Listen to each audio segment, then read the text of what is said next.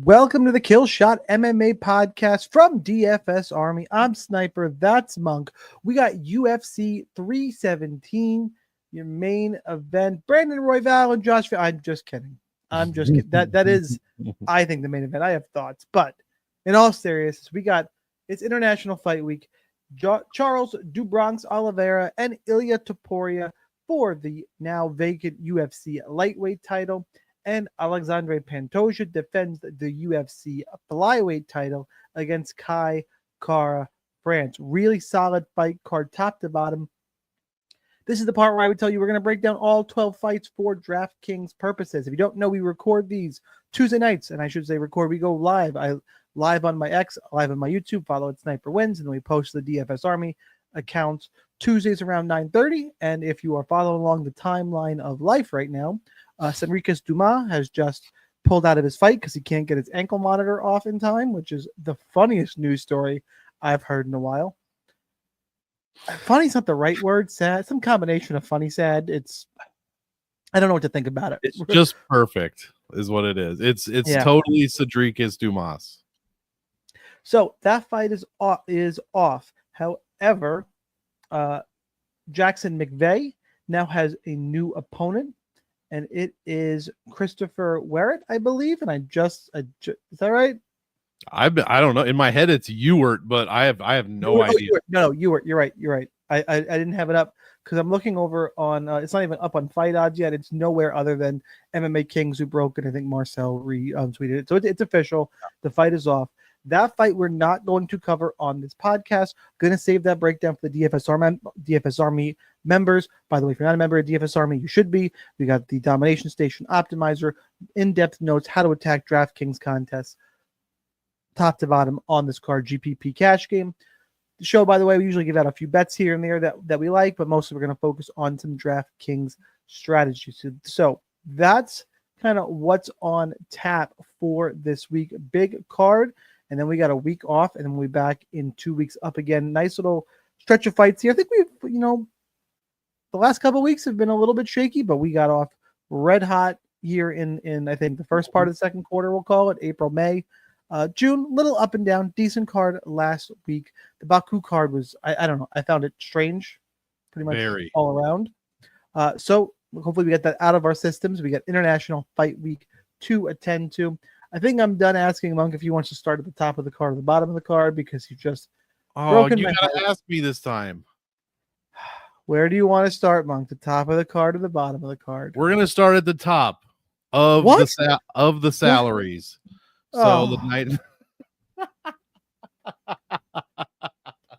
This fucking guy over here. Oh, I couldn't help it.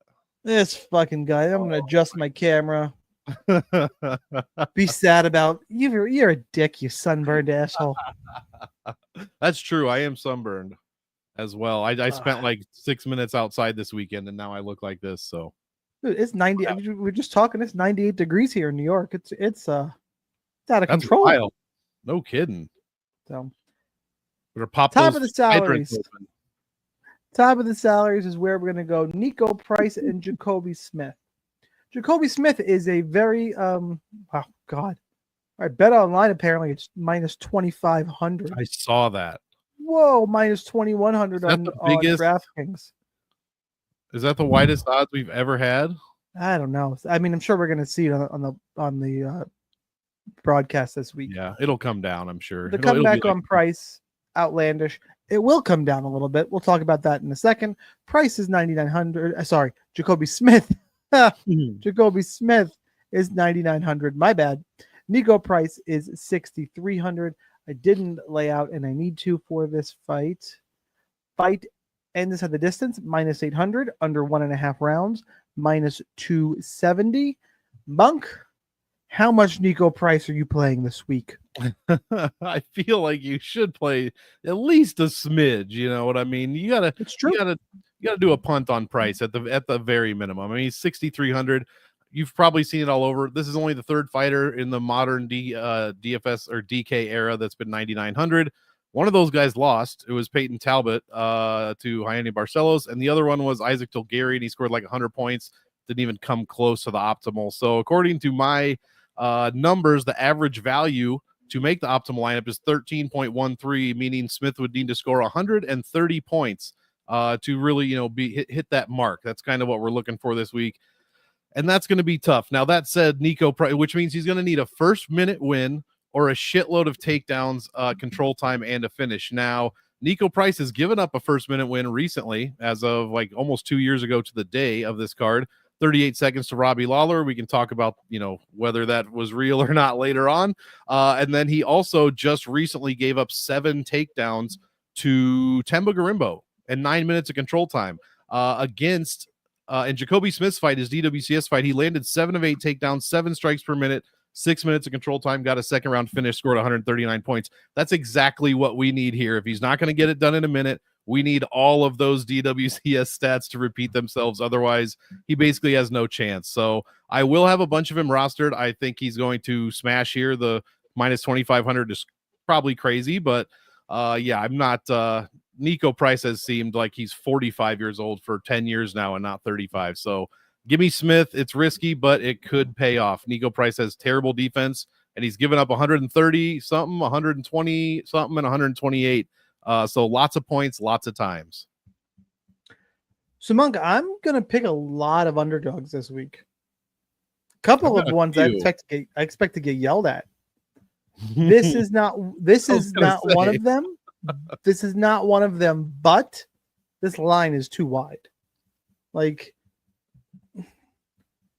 yes, Jacoby Smith, solid, exciting, young prospect. Nico Price, back end of his career, having issues with durability at this point. All fair. The experience advantage is heavily weighted towards Price. Like, plus 1,200 just feels a little bit crazy. And that makes 9,900 really difficult to swallow. I'm going to play, but I do agree Smith is better. He's got the takedown upside. He can get knocked out. Like, it's all there. You can't not pick Smith. It's just the kind of that X factor of experience and, know exactly what kind of Nico Price is going to show up. You could make this a tough fight. Prime Nico Price makes this a real tough fight. That's probably not there, and we're probably reaching a little bit, but the salaries are interesting. And look, it's going to be hard to fit him. I'm going to play Jacoby Smith. I'm not going to force him. You can play him in any format. And I'll run back a little bit of Nico Price, like sub 5% probably in GPPs. Like, I'm not going to get crazy here, but I'll play 5%-ish of Nico Price. I think that's fine. I wouldn't X him out. While I am picking a few dogs that I expect to get yelled at for, there are other fighters I have no problem closing out of my player pool. And I'd rather roster Nico Price. So we will talk about those here in a second.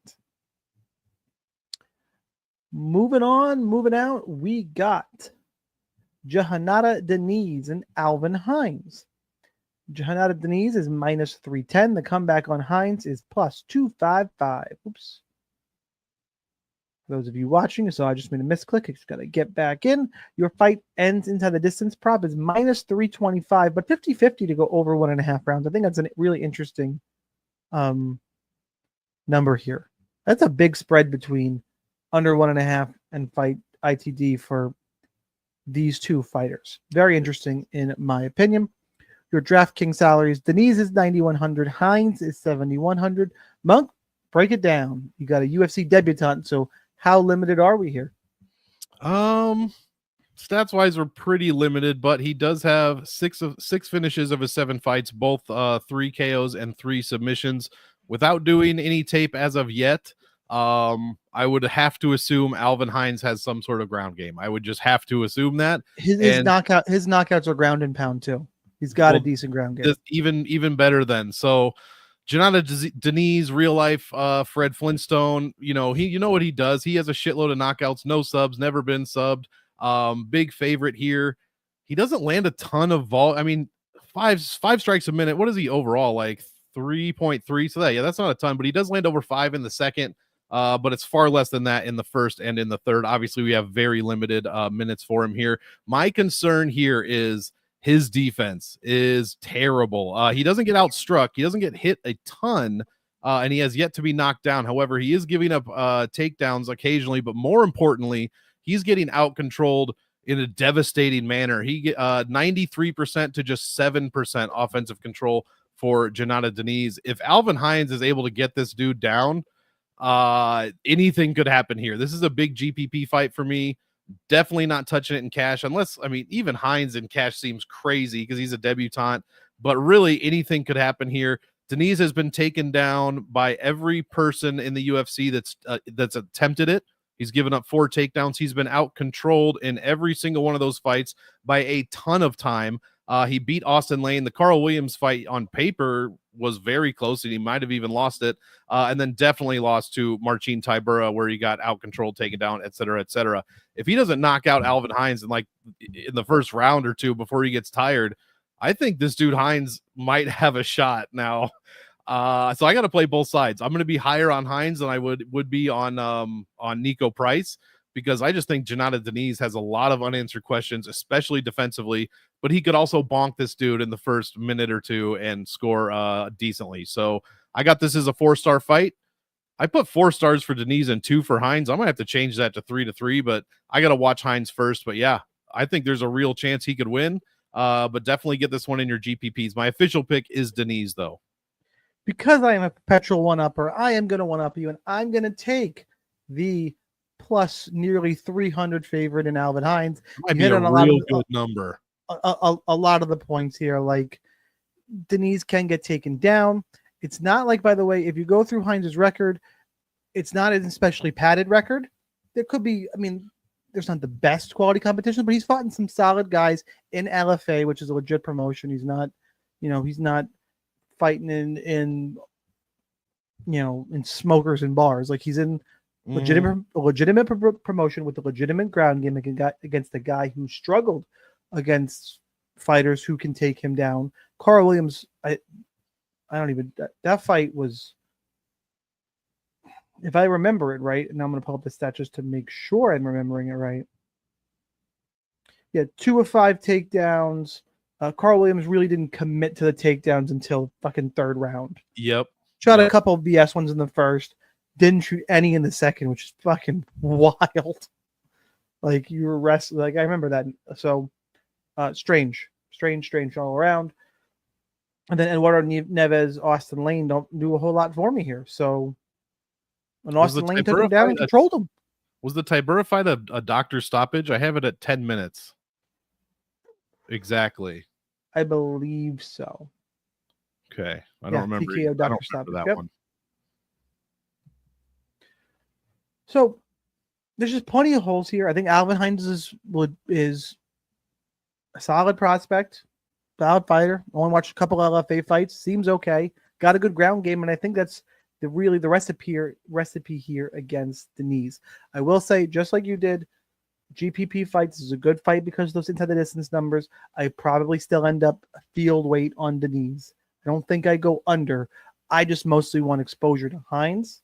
And I will be overweight. I think he is one of my favorite dog plays on the card. Got a couple I'm tossing around, and this is one of the ones I expected to get yelled at. There's one earlier where I kind of feel like I'm super alone, but we'll talk about it here. I was looking through the fights when you said that. I figured this had to be one. I don't hate that at all. In fact, this is one. I see my pick change later in the week because the more I think about it, the more I don't like Deniz's spot at all here. Yeah, I'm with you. So we'll see when we get to the one here. Should we do a little spoiler, or should I save it? For the third fight, you could save it if you want. No, for the dog I expect to get yelled at for. Oh, yeah. Throw a little. Give us a clue. Everyone likes clues. Everyone likes clues. I don't know. I'm a child of the '80s, and if you want to read into that with nicknames, that's as far as I'm going to go. Ooh, that's a good clue. I think so too. See if you pick up on it. All right, we got Terrence McKinney, Vyacheslav Borshev, Slava Claus versus Terrence McKinney. Did I skip a fight, or am I just? No, this is the canceled fight. Good. Yeah. Okay. McKinney is now minus 160, minus 190 in some books. Lines coming down. People are betting on Slava Claus, it appears. Opening plus 170, now around to the plus 140 to 50-ish mark. Fight ends inside the distance, minus 800, under 1.5 rounds, minus 245. DraftKings salaries, McKinney's 8,600. Slava Claus is 7,600. Monk, we have Violence. McKinney is his fights are DraftKings Gold. Whether it's him or his opponent, someone's making the optimal. Am I wrong? And who you got? No, you are not wrong. He's made it in 4 of his 6 wins. His opponent's 3 out of his 4 wins. And Slava is 2 for 3 in his wins, and his opponent's 3 out of his 4 losses. So, yeah, tons of optimal possibilities here, especially with the salaries at 86 and 76. I think Terrence McKinney could just blow the doors off this guy, to be completely honest. With the striking, the amount of, obviously, we don't want McKinney in a firefight if you're a McKinney backer. You don't want him in a firefight on the feet, although he ends fights that way as well. I believe he's pretty split down the middle. Yeah, 8 KOs, 8 subs, but he does have a few more KO losses than sub losses. That said, Vyacheslav has one path to victory, and that is not getting taken down. And I think McKinney's going to put his wrestling shoes on here, and he has the chance to just take this guy down once, twice, and just ground and pound or even submit him. So Slava has looked awful on the ground. He gets out-controlled 12% to 88%. And McKinney controls 85% of the grappling time he's involved in. I mean, both guys have suspect striking defense, but outside of that, I mean, Borshev, 43% takedown defense. Anybody that's taken him down has pretty much won the fight, I do believe, or with a draw. I think he did win one where he got taken. Yeah, early it was Chris Duncan and Dakota Bush took him down and lost. Other than that, every time he's been taken down, he's lost. Like you said, McKinney, he hasn't even seen a third round in his career, not just the UFC. Borshev loves to finish as well and get finished. I think he's been finished. Let's see. No, he also loses to decisions. That's his other thing. He's been to 6 scorecards. He's won 2 of the 4. Hot take here. We might see McKinney's first decision win. We might see his first. No way. We might see his first third round. His first third round. Period. If that happens, that's not terrible because that means A, he's still fighting, and B, he probably has 9 minutes of control time out of 10 minutes of the first 2 rounds. So he's going to score very well. Yeah, exactly. He's going to score very well. No matter if he finishes this early, finishes in the second, third, or more unlikely a decision, but still, I love McKinney here. Play some of Borshev and GPPs, but honestly, this is bad advice, but I'd play McKinney and I wouldn't have a problem rostering him in cash if I absolutely needed it. It's not good advice. Probably don't do that. Too variant. It is very varying, very varying. But I love McKinney here. This is a great spot for him. His original opponent, I don't even know if I should even say, but it was a much tougher matchup. He had actual takedown defense, and now he gets Slava Claus, who has none of that. So give me McKinney. I love this dude to score a ton of points, and he does when he wins. Yeah, McKinney is all gas, no brakes, and it's either going to be either he gets the knockout or Slava Claus catches him. Slava Claus could absolutely catch him because McKinney's defense is, not great. Hasn't showed it, but he's a fun fighter. Yep. Love it. So, how do we approach it for pick is McKinney. I do think he wins. He got the grappling upside, has power. Borshev is shown to be very tough. But at some point, that's going to wear on you. And at some point, referee's going to stop the fight just by TKO at some point. Like, he's shown toughness. That's why maybe it goes to decision. Regardless, McKinney has passed victory. He scores big. Same with Borshev. I don't see how it doesn't end up on the optimal unless we get a no contest, some bullshitty thing here. I'm with you. I'm on McKinney. Load up in GPPs, all in. I'll be field weight to Borshev at least. Could be over on both guys. Could go field weight on Borshev, lock in McKinney with the rest is probably how I'm going to go here. I'm with you on the breakdown. Love the spot for McKinney. A little concerned by the reverse line movement, but I think it's just kind of going towards picking because people see how variant and violence-filled McKinney's fights can be. I think there's a bigger skill gap than the line movement indicates. All right, let's talk Vivian Araujo, Vivian Araujo. Take it on Tracy Cortez. Cortez is minus 260. Araujo is plus 220. Fight goes to decision is minus 550. Both women do like to grapple, but often that can cancel each other out and lead to some DraftKings shitters. Then you got to deal with the salaries here. Cortez is 8,900. Vivi is 7,300. Monk, help us find a spot for this fight.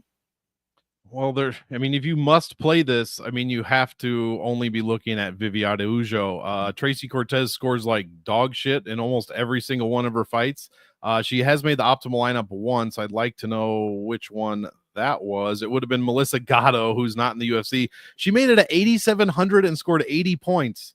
So that was UFC 274. Whoever's out there doing some research, take a look at those scores and find out what the fuck happened there.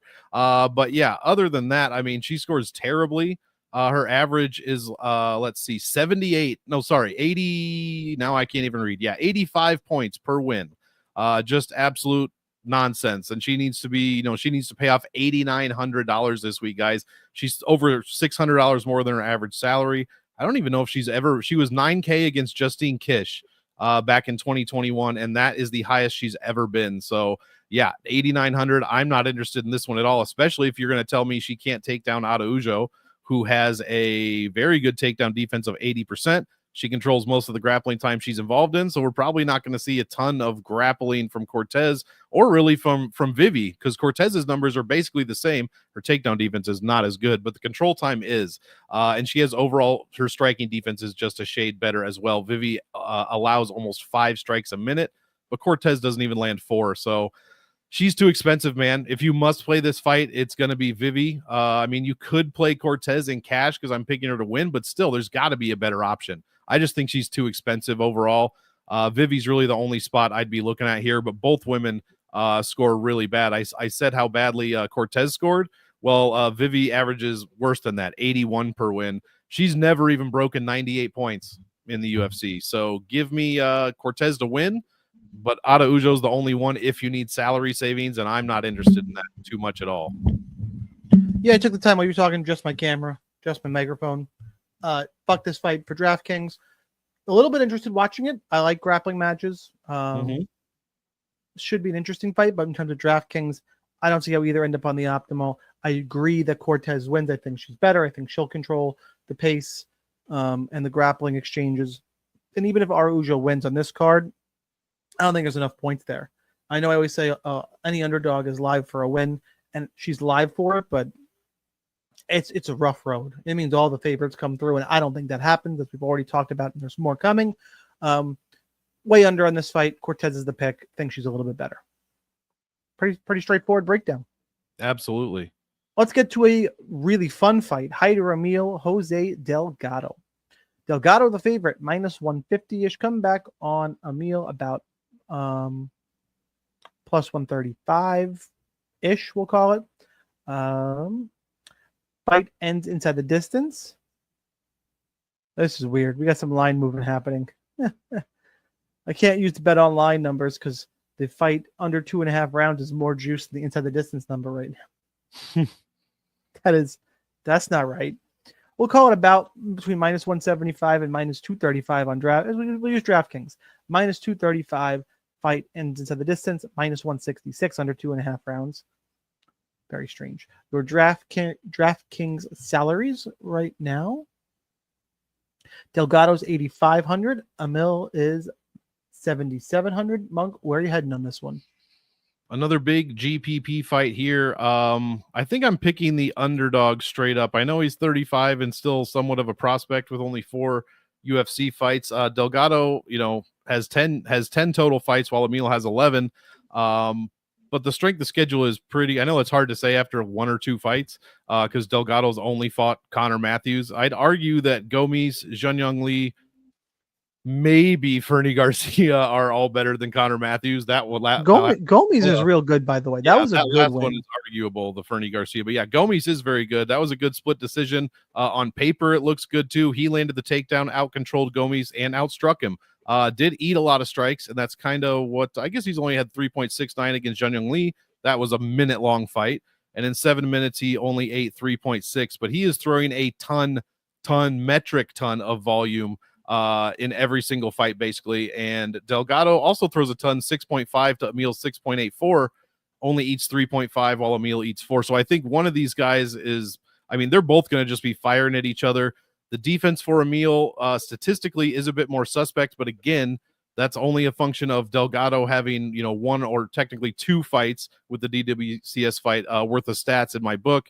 and both of them were relatively easy wins. 6-minute win and a 3-minute win. So this is a great one for GPPs. Definitely target both sides. I happen to like the underdog here, but at these salaries, these are two fantastic salaries for DraftKings. The 85 and the 77 spot are always great to play. It's just how it kind of works out with some big dogs or big favorites winning and some big dogs winning. That middle range right there, 85, 86, 84, great spots to target, especially when you got a minus, what'd you say, 250 ITD line or something. So yeah, give me Emil. But I think it's going to be it could go either way. I'm just picking Hyder Emil. He's made the optimal lineup. I mean, he's 3 times in 3 wins. It's been really, really good. I know he scored it very low. Let's see. Never mind. That would have been the DWCS fight. He put up 131 against Fernie, 106 against Lee, and then 96 against Gomes, making the optimal lineup in each one. And he is an underdog yet again. So give me Emil, but this one's going to be fireworks for sure. Play both sides. Tyler Betts says, sup? What's going on? Reminder, everyone, we're streaming live on Tuesday nights about 9:30 on my YouTube channel, Sniper Wins, and on X. And then we post to the DFS Army channel. That's where you want to get everything.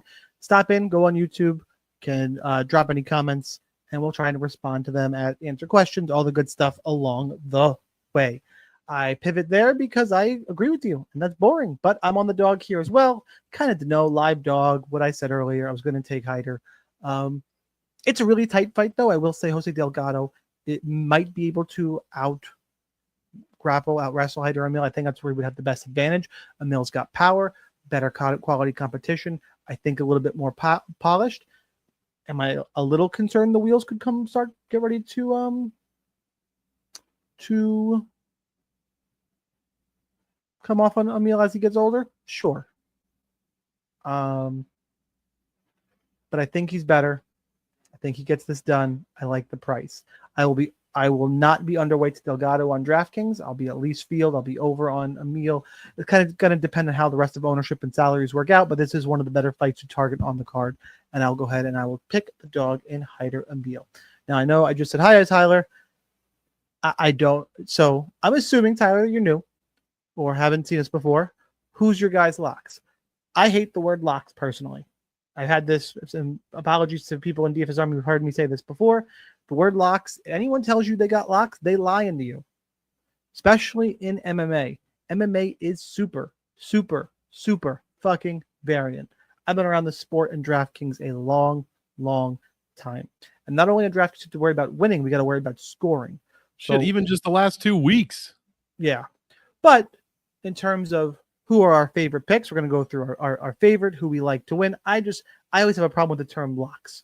I don't like it personally because I'm not, I guess people trying to sell you on things, say they're confident. I'm very literal when it comes to things like that. We are going to go through who our favorite plays on the card are. We're about halfway through, so if you jumped in late, I'll kind of do a quick recap here for you, just in case. It's a good halfway spot here. Jacoby Smith is the world's lock. We probably agree. We both think Alvin Hines is a way live dog. Yep. Both love Terrence McKinney. I will say, tell you the closest Terrence in terms of lock. What is my lock? And if I had to say lock, but what am I going to way overweight on? McKinney, Borshep, the winner. This is going to be on your DraftKings optimal lineup. Don't see how it doesn't end up that way. And we just, and I would say I'm not going to play the Araujo Cortez fight. And it's hopefully, if you're new to DraftKings strategy, that's how you have to position yourself in DraftKings. Target good upside fights because trying to nail a 6 out of 6 parlay, it's hard. And just picking who's going to win, they might not necessarily score well. The tricky part is that the people who are going to score well are typically in higher volatility and variant fights. So you could also be looking at 10 points. You're just putting yourself in position to hit an optimal. Now, pivoting to earlier conversation, Monk, did you pick up on the clue earlier? I figured it was this fight. It had to have been this fight.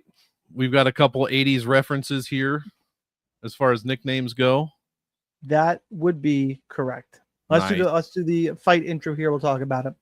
Gregory RoboCop Rodriguez, and that's the clue. RoboCop -220. Hermanson +185. fight ends inside the distance. I think it's really actually slightly favored to go to decision at -120. It's a little strange to me. It's about pick 'em. It's flipped on DraftKings, but 50-50 to go to decision here. Your DraftKings salaries. Rodriguez is 8,800. Hermanson is 7,400. Clearly, I've kind of given away a little bit. I'll still let Monk go first, but I want to be clear here. While I'm about to pick Hermanson and make the case for him, I love watching RoboCop fight. RoboCop fights are fun as fuck. I love his personality. Love how he fights. Love everything about it. Love that he's gotten a shine. Love that he got a main event. All that good stuff. Don't love the matchup here, and I'll break it down in a second. But Monk, who you got? I'm with you. Again, we're agreeing quite a bit this week. I got Jack Hermanson here. Rodriguez. I expect we're both going to get yelled at here. People love RoboCop like I do. Yeah, they do. And for some reason, everyone thinks that Hermanson cannot win if it's not a 5-round fight because of what happened against one fight in Joe Piper. Like, they only have one fight's worth of memories in their heads or something like that. The guys he's lost to, and it's been a few, he's win-loss in his like last 8. It's Jared Cannonier, Marvin Vettori, which was a 5-round fight, Sean Strickland, former champ, and Robin Dolidze, future champ. So the strength of schedule here is very good. I love the Georgians. What am I going to do? I don't know what happened there. Gregory Rodriguez has fought and beaten decent competition as well, but it's not the same, man. It's just, I mean, the Jun Young Park win has aged very well, but he was getting his ass whooped until he stunned Jun Young Park in that second round. Beat Julian Marquez. Who cares? The Chidi and Jokwani fight could have been stopped the other way for sure, because you could see his skull and his brain. Then it's Dennis Tululin, Brad Tavares, Christian Leroy. Like, there's nobody great on that list. I mean, he lost to Bruno Fajeda, who's definitely lost a few since then, I believe. So, yeah, he's got a ton of volume. He lands it very well, and he also eats 5 strikes a minute. So he's got great offense as far as, striking, and then extremely poor defense as well. Jack Hermanson has decent cardio. I think he's going to win rounds 2 and 3 at a pretty decent clip, pretty consistent clip, I should say. His defense isn't great for striking, but it's still three times better than Rodriguez. He only allows 3.69 strikes a minute, and he also lands more than 5 strikes a minute as well. Both of them have very good takedown defense. They both control majority of the grappling time. And yeah, I think Rodriguez is prone to making more mistakes than Hermanson is. And I just like Hermanson, especially at this price. This line seems way too wide for me. It's probably because people, see, oh, he's 37 years old and he's lost, 4 of his last 8 fights. Like, well, look who he's losing to, and look what he's doing to guys like, Chris Curtis, Edmund Shabazian, Jacare. I know towards the end of his career, but still, I mean, and then Joe Piper, who I don't think anybody picked Hermanson. Of course I did, but I'm a Joe Piper hater. But yeah, I think he doesn't need 25 minutes to win rounds 2 and 3. He might get a little bit beat up in the first, but if he doesn't, I mean, Gregory Rodriguez needs to definitely keep his cardio in check. And yeah, I like Hermanson here, especially at 7,400. He put on a striking clinic against Chris Curtis, by the way. Dude, he absolutely, and Chris Curtis is a striker. So that's my point. And he's got 80% takedown defense. I think the line is too wide for a guy who can stop takedowns and be a technical striker who moves around and frustrates a big hitter. Yes, he got beat up by Marvin Vettori and Sean Strickland. I don't think RoboCop's at that level. Now, the X factor here is RoboCop hits like a goddamn truck. True. So if RoboCop connects, and Hermanson's aged a little bit, but Hermanson's he's not taking knockout losses. Has he ever been Vettori knocked him down once, but that was a decision.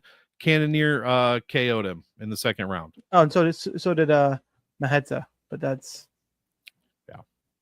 So again, this is a little bit concerning, but Prime Maheta I think is different than RoboCop's also getting old, by the way. For what it's worth, isn't he?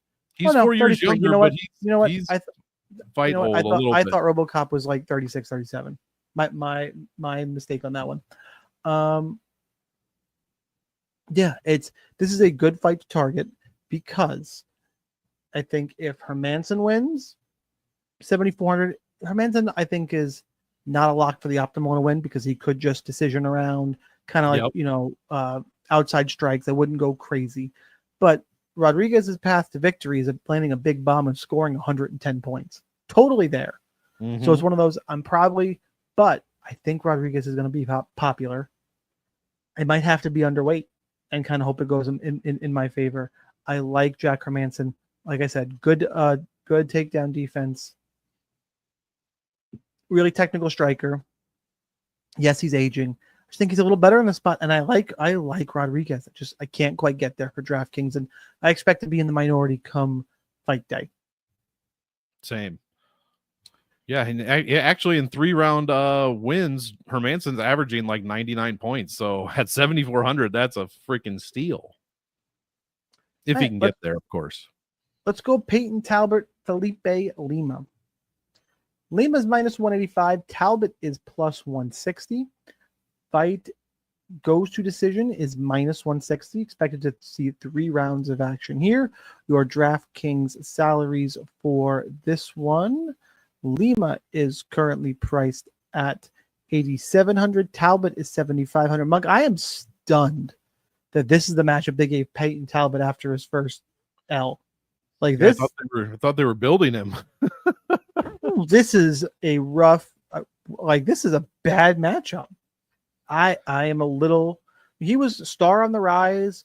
You know, new guy everybody was talking about, the tattoos and whatever. He had a little bit of personality, a little bit of it factor, you would think. And this is take your loss to Ione Barcelos, who is a well-rounded mixed martial artist. You see Talbot's the hole in his game, which we all kind of knew was there in the grappling. Ione exploited it. So, hey, here's an idea. Let's give him Felipe Lima, a guy who is 2-0 in the UFC and submitted Muhammad Naimov and out-wrestled Miles Johns. Yep. What? Yep. You're going to out-wrestle Miles Johns and then they're going to give you Peyton Talbot? It's a bad matchup. A bad matchup for Peyton Talbot. Maybe I'm wrong. Monk, who you got? I don't think you're wrong. I've got Lima here. What were the salaries here? 87.75. That's a beautiful salary for Lima. What has he been? Let me just look. He was 89 against Johns and 79 before that against Naimov. So I've been seeing people say Peyton Talbot, Felipe Lima. Oh, he beat Miles Johns, insulting Miles Johns. He beat Miles Johns and now he's going to beat Peyton Talbot. It's like, dude, Miles Johns had like 2 or 3 losses in the UFC. I think he's 12-3 or 4, something like that, like a very good record. Naimov, same thing, and he's looked pretty good recently. And Felipe Lima, not dominant. I mean, he subbed Naimov, and then Miles Johns, the fight went to decision, but it wasn't exactly close. He outcontrolled him by a minute and a half, 2 of 5 takedowns, and he outstruck him. Basically, in every aspect of MMA, Felipe Lima won. Peyton Talbot, went on this decent rate, 3-0 in the UFC. If you count his DWCS, 4-0. Dude, it's Nick Aguirre, Cameron Simon, and Giannis Gamori. I don't think those 3 guys are in the UFC anymore. He fights a step up in competition, or actually like a whole flight of stairs up in Ione Barcelos. That was a big jump. Yeah, and he gets fucking dominated. Like he gets outstruck by Barcelos, first of all. Then he adds on 8 of 15 takedowns given up and almost 10 full minutes of control time. Like that's exactly what Lima's going to do. That is the blueprint. He's going to Ione Barcelos, Peyton Talbot, and Talbot was the $9,900 fighter in that spot. He's going from 9,900 to what, 7,500 in one. That might be the biggest jump we've ever seen from fight to fight. I think Lima's for real. He looks fantastic. And yeah, I am not on the Talbot side here. I'll have a little bit of him probably in GPPs, but I think Lima is good in all formats. That said, he scores like shit, guys. He scores like shit when he wins. He's not made the optimal lineup. He averages, 70 points per win. I think he put up 68 against Johns and 72 almost, not even, against Naimov. So if this is going to go to decision, don't expect Felipe Lima to even 10x that salary. But if he does pull off the Ione Barcelos, he might score 100 fucking points real easy. So yeah. I love Felipe Lima here, and I don't see why this matchup was made. Just like you said, the only thing you have to worry about is Talbot's crazy volume, 6.73 a minute. Felipe allows 2.3. It's got to balance out somewhere. You know what I'm saying? And I think Talbot's not going to have the opportunity to throw that many strikes because he'll be on his back. Yeah, exactly. So Felipe Lima didn't score great against guys Naimov and Miles Johns, who were good wrestlers. Yes, exactly. So, and now he's got a fight where he's got a wrestling advantage. His grappling gives him some upside in this fight. Agree with everything you said. I'm on Lima. Talbot's got a little bit of GPP upside because if he wins, he better land something big and get a knockout. I don't see it happening.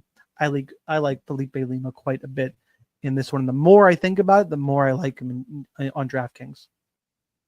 Same. All right, let's go to. Oh, we're already on the main card. Let's start getting some of the bigger names on this card, I should say. Beneil Dariush were great. Yeah, Beneil Dariush, Hanato, Moicano. Moicano is minus 120. Dariush is plus 100. Fight ends inside the distance is minus 135. Shaded to see a finish. Minus 160, I just saw in some spots. So some books leaning there a little bit more. Moicano is 8,400. Dariush is 7,800. A little bit of money coming in on Dariush, which I find interesting because I love the money man in this spot. Monk, how about for you? When this fight was announced, even the first time, I was on Money Moicano. I was like, oh, Benny's looked terrible lately. Moicano's looked the exact opposite of that. But who's Benny lost to? Like Saruki and Charlie Oliveira. So, yeah, I mean, he beat Gamrot, who I don't think has lost since then. Other than that, I mean, this dude, I think I've pivoted. I officially did pick Dariush, although I could easily see Moicano winning. This should be more of a 50-50 fight, in my opinion, than the line indicates. It's 50-50 now. Okay, all right. That then it's moved a little bit. So yeah, I just think Moicano's probably the better striker, at least in terms of volume. Yeah. He throws and lands more volume. I don't know that he's the better wrestler / grappler. I think that's very, very close. Both guys control most of the grappling time they're involved in. 82% for Dariush, 66 for Moicano. Moicano has a bit worse takedown defense, but it's not bad at 71 compared to 81 for Dariush. And if Dariush is able to get Moicano down, I think he's going to have a problem. Hanato, I mean. Dariush doesn't, he slows down as far as striking goes, but the takedowns and especially the control time goes up every single round, almost 2 minutes in the first round and well over in the second and third. And Moicano does the opposite. His striking goes up as the fight goes on. Takedowns control goes down as well. So I don't know. Both guys have very, very good defenses. They don't give up a lot whatsoever.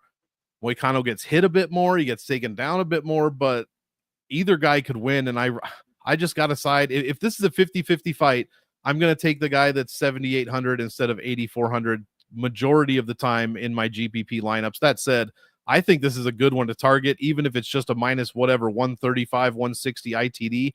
I think this is a great fight to target at these salaries because it could go all three and the winner could score 80 or 90, but it could also end inside the distance, surprisingly, either way, and we get a good score out of one of these guys. So give me Benny, but I would not be surprised to see Moicano. I think Moicano has more success early, and Benny will have more success in the second and third round. So we'll see what happens there.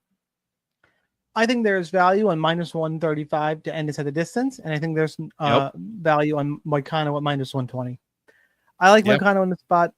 Points all taken, but remember, if you look at the beginning of Dariush's run, and granted, he was slowly built, though, but Drew Dober, solid win. Frank Camacho, Drakkar close. He nearly got finished in that fight. That was fucking wild, but fun fight. Decent win. Scott Holtzman, okay. Diego Ferreira, split decision against Diego. Okay. 2021 Tony Ferguson. Okay. Gamrot's a good win. Best win by a lot. And then smoked. Your durability is, I'm starting to question. I don't think he can get takedowns in this fight. He's probably the better BJJ player, but I'm not 100% sold on that. I would say probably. But I think Moicano is way better on the feet, more explosive. I like Moicano in the spot. I'm taking a stand here. I would say I think this is one because of the price range, and you can't play everyone in every fight. This is one you need to pick a side and be over and be under to the other guy. If you disagree, that's fine. I get why the line's where it is. Personally, for the reasons I mentioned, I like Moicano. I'm going to be over to Moicano, under on Dariush. If you want to flip it, tell me you like Benny. It's not one I think I can talk you off of. I mean, I can try, but it's not one I'm gonna like kick and scream. As long as in DraftKings you are overweight to one, under to the other, I think you're approaching this fight correctly. And May's a variant bitch. You ask me my opinion though, I'm gonna take the money man. Plus, who doesn't want to hear Moicano cut That's a promo? True. I want to hear his views on worldwide economics, especially now. You know, we all got to hear that. He's gonna, especially if Trump is there. Can you imagine him talking about missiles and shit? And both of these guys are the same age somehow. I know I'm only saying that because if you look at both of them, you're like, oh, this guy's 12 years older. No, they're the same age. In fact, okay, yeah, I was gonna say Benny is younger, but he's not. He is like 15 days older than Renato Moicano is. Definitely doesn't seem like that. No. All right, let's go to, as I joked in the beginning, I think the people's main event, Brandon Royval, Josh Van. Van on short notice is a minus 120 favorite. That's a little surprising to me. Royval is plus 100. Fight goes to decision is minus 190. Van's got crazy volume. Royval is not that far behind. Royval is a really good grappler. This one should be super fun. The line has been flipped, so Royval is actually more expensive. He's 8,200 on DraftKings. Van is 8,000. Monk, who you got? I kind of flipped a little bit. At first, I was like, oh, we're going to get some good odds on Joshua Van. Then he opened as like a minus 250 favorite. That immediately flipped to Royval as the slight favorite, and I see it's flipped again on most books. So I think we're finally settled at 50-50. I got to go with Brandon Royval. I got to go with the experience here, even though actually Van now has 8 UFC fights in a very short amount of time, while Royval has 10. And obviously Van lands the much better volume, 8.2 strikes a minute. He absorbs 5.2. Royval lands 4.4 and eats only 3. So yeah, he doesn't have a good takedown defense. Royval 45%. He gets out controlled 85-15, but he has like 9 subs professionally, 3 in the UFC. So he definitely doesn't mind working off his back. And Josh Van, that's not really his game. He lands like 0.3 takedowns per 5 minutes. He also gets out controlled. Obviously, he's going to look for the striking. He's going to look for the overwhelming volume to move up on you, up on Royval, I should say, and he's going to look for that finish shot in probably the second or third round. Royval is extremely tough. He's fought some of the, if not the best guys in the division. Pantoja, Moreno, Tyra. I mean, Nick Glau's not the best guy. I mean, it gets a little worse from there, but he's fought Moreno and Pantoja twice. Has a win over Kai Kara France as well. I know we're not MMA mathing, but Josh Van's wins are against Shirez, Durden, Ray Saruya, Bruno Silva, the loss to Charles Johnson. I mean, I know we just talked about this because he just fought like 3 fucking weeks ago against Silva. But yeah, I got to side with Royval here. The defense is not good for Royval overall. A lot of things happen to him, but he finds his way back into fights. If he gets knocked down, I believe this was him I was thinking of. He got knocked down against Schnell and came back to win that fight, was knocked down against KKF, got 2 of his own, came back to win that fight. And yeah, I like this matchup a lot. I love some Josh Van. I just don't think, I think, as they say, there's levels here, and I think Royval is just a level or 2, maybe even more above, but this is a huge prove-it fight for Josh Van coming in on short notice as a replacement fighter. This is a big prove-it moment. At 23 years old, if he wins this fight, I mean, the sky's the fucking limit for this kid. But Royval might slow him down, might take him down, and could just win minutes overall. And I kind of see how that going down like that. 8,200, not a bad salary to play. Same thing for Josh Van. Get both players in your GPP lineups, but I like Royval overall. You know, Van's got 81% takedown defense, but Cody Durden did get him twice. Yep. Tesora got him 4 times. Get back up, but Royval can grapple and keep going. It's a big step up for Van. Well, I like Josh Van, everything he's done. Like, the only people that Royval has lost to has been Moreno and Pantoja. Yep. Like, And also, I mean, Van's takedown numbers are so good because literally every person panic wrestles him because they're like, I cannot take 11 strikes a minute to the face, and then they just shoot takedowns and he defends them because they're exhausted and beat up.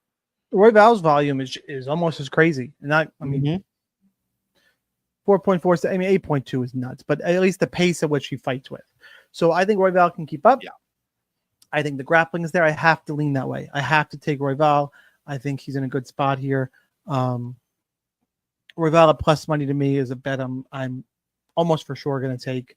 A fighter of his caliber as an underdog against a short notice replacement in clearly the biggest fight of his life fighting up. Yes. I got to go with Royval. And for DraftKings, by the way, the grappling gives Royval even more upside. I like him more on DraftKings as well. Yeah, the only fights he's lost, he's been completely out-grappled and out-controlled, and that's just not Josh Van's game.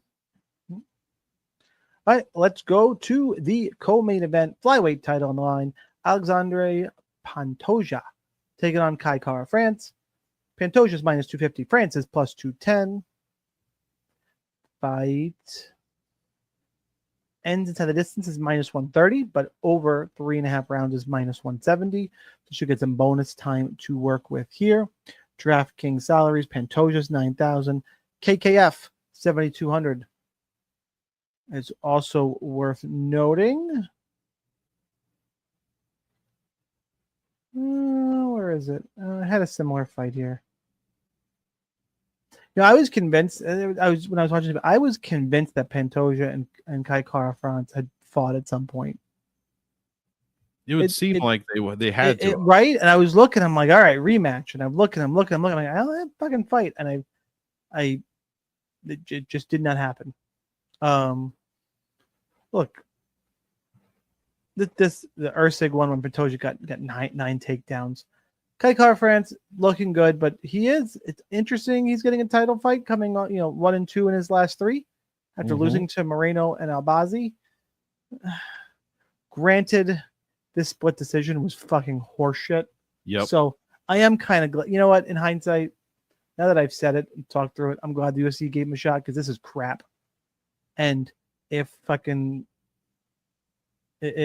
anybody wants to say different, I will stand up for the pick here, especially because Pantoja is running through this division. Like he's just like he's on the verge. Is he bordering on Mighty Mouse territory? Like, is it time to have this conversation? I mean, how long is he? When did he win the title? The Moreno fight in 2023. This is in. I love that he's active. He's going to have won the belt, July 2023. Back to be July 2025. It's going to be his 5th title fight, 4 defenses in 2 years. Like, I mean, he's getting there. I think Mighty Mouse had a bazillion. Yeah, but it was about. It's just, I mean, competition probably wasn't as good either.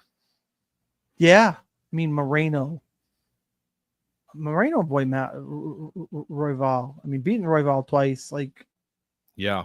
I don't know. I'm super impressed with the run here. I love that he's an active champion. I guess before I give my breakdown, Monk should keep in order here. Who you got? He's fighting 2 guys named Kai in a row. That's interesting. Kai Kara France and Kai Asakara France. So yeah, it's Pantoja. I mean, I'm a huge stat guy. The numbers here, the fights, this might be the most incredible DraftKings stat I've ever seen. And I love like Marab and all those numbers. If you round up / down, Moreno, Royval, and Usyk, he scored 143 points in each of those fights. That's insane. 3 fights in a row. He's made the optimal lineup 5 times in a row, guys, since Alex Perez back in 2022. Those numbers are ridiculous. And now we have him in another 5-round fight against a guy on paper who has very good takedown defense, but he gets out controlled like 39% to 61%. That's going to be the huge thing, is the control time of Pantoja is unrelenting. There's nothing Kai Kara France is going to be able to do about it. Amir Albazi, I mean, controlled him for 6 minutes. He gets out controlled in almost every fight. Askarov, even in the loss or even in his wins, he's getting out controlled in almost every single fight. And now you have the best guy in the fucking division that's going to be doing that. I don't really see what's going to be different here outside of the power at 125 for Kara France, which is very real. As we know, he knocked out several people, knocked them down at least, and then even a 135er in Cody Garbrandt. So the power is very real. He's still extremely young, 32 years old. Pantoja at 35, people say, oh, he's getting old. He's 35. That is not old, first of all, especially in the flyweight division. Now, he has had some, Royval had moments against him, but Pantoja battled through every single one of those and still basically dominated that fight, at least from a scoring perspective. So 15 minutes of control time, 8 of 14. I mean, this dude, 9 takedowns, 8 takedowns, 6 takedowns. If Kara France can get taken down, he is going to. And if that happens, he's going to get out controlled for minutes and minutes and minutes at a time. I think Pantoja can easily score triple digits here. What were our 9K for Pantoja is extremely reasonable. He's been right around that in all of those fights that I just mentioned. I think he was an underdog in maybe one of them. He was 88, 88, 86, underdog against Moreno at 75, and he was 87 against Perez. So you're barely paying over his average salary, and he's could easily pay that off here. So I love Pantoja in all formats. Play Kara France in GPPs in case, Pantoja, he does get hit. He averages, he eats 4 strikes a minute, but he's battled through any and everything that's come his way, and I don't think Kara France is going to show him many different things. So give me Pantoja here. Yeah, I'm all about Pantoja. I think it's a terrible matchup for Kara France. Pantoja's going to be on top of him, not give him space to do his striking, and going to get out grappled. Yep. Like, that's how I see this one going. I know Kara France has 88% takedown defense, but again, Amir Albazi did take him down. Askarov got him twice in 3 rounds. I think Pantoja's pace and pressure, and even if Pantoja doesn't get him right away, I think he'll get him later. I will say Kara France is worth a little bit of a run back on DraftKings because of his power. He's got good power for a flyweight. Pantoja is a bit hittable. But I just can't pick against it. And I also think this fight, by the way, is more stackable than the main event. I like this fight to stack more. 100% agree. Over 3.5 rounds. It's got the minus money. Pantoja's higher volume, and we'll look to grapple. This is the stackable fight on this card, but I also am going to take Alexandre Pantoja. And if you really got to get to Jacoby Smith, you're going to need guys at that price range, like Kara France would fit that mold real well. Yeah, on DraftKings, yeah. Yeah. Or for cash games, I should say. For cash games. Charles do Bronx Oliveira. Ilia Topuria. Lightweight title. 2 former featherweights now up at lightweight. That's true. Let's see. We got Topuria at minus 500. Oliveira at plus 375. Fight ends inside the distance, minus 800. Under 2.5 rounds, minus 155. To me, this means it's going to... I don't know how we treat this like not a regular fight. The extra rounds almost seem irrelevant here.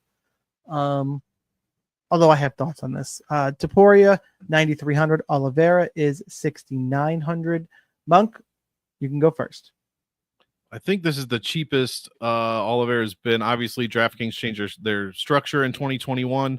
I'm just making sure he was 75, 76, 70. Yeah, this is by far the cheapest he's ever been since 2021. So this is just a GPP fight for me. Like, I think you can play both sides in any format, but you definitely have this has got to be a heavy fight in GPPs. The winner is going to score fantastically. If Topuria wins, he's likely going to finish Oliveira just because Oliveira loves getting finished. I believe 8 of his 10 UFC losses are finished losses.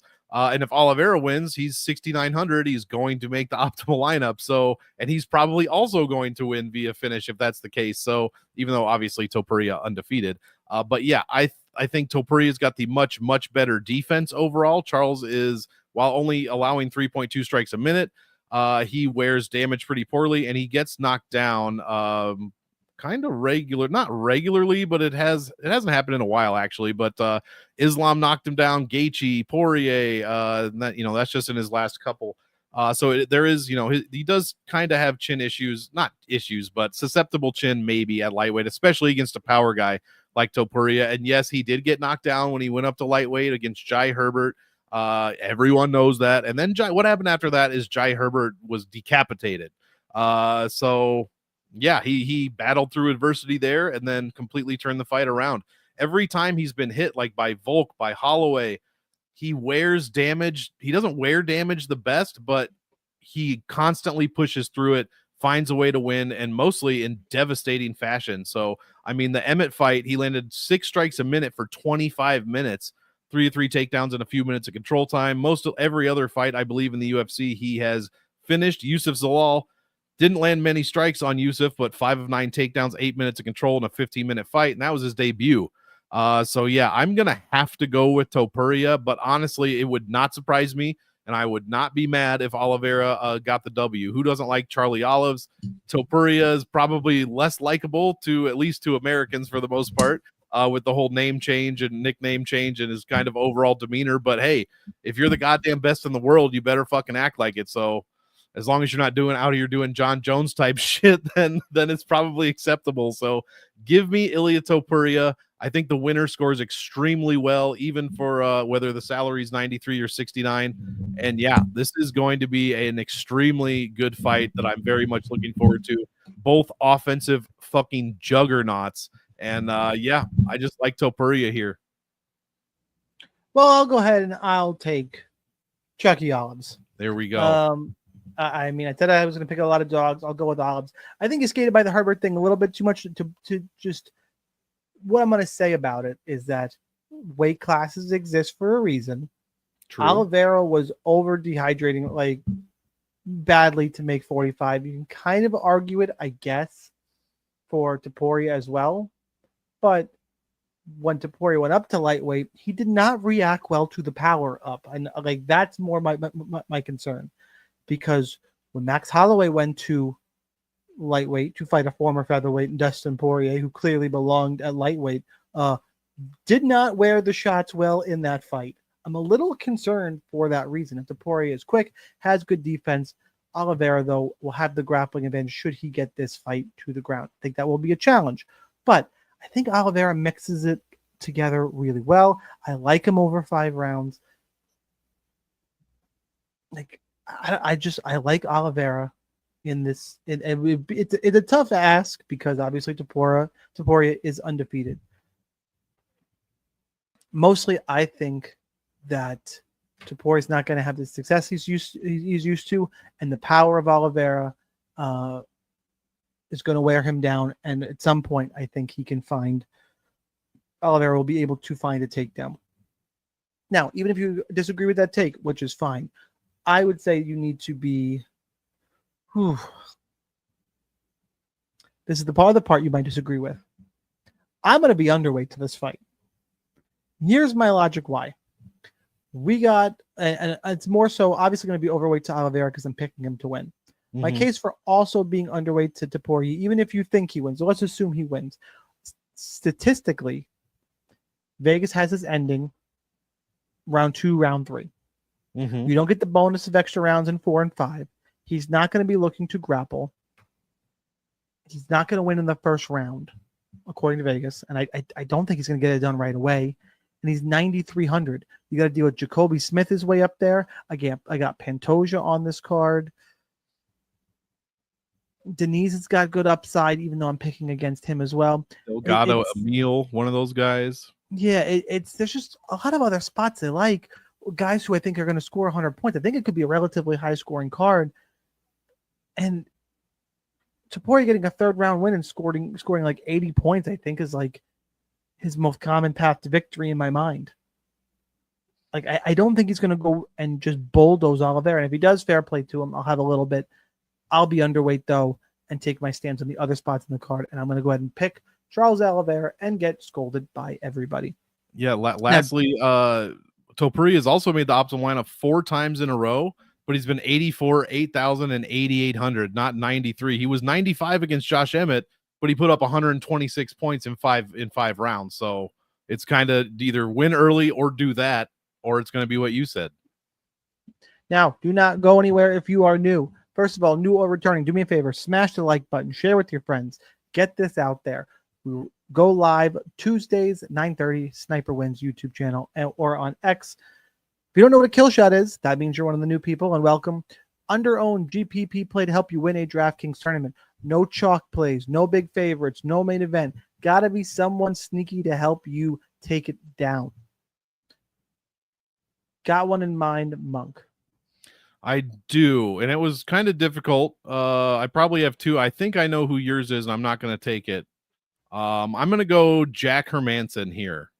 I don't think he's going to have a ton of ownership. I think a lot of people are off of him because this is not a 5-round fight or whatever. He's only 7,400, and everybody loves Gregory Rodriguez, as they should. But yeah, I think he's going to go overlooked, under-owned, and if he wins, he could really pay off that salary even by scoring like 90 points. So give me Jack Hermanson here. Alvin Hines, I got to go there. Exactly. Yep.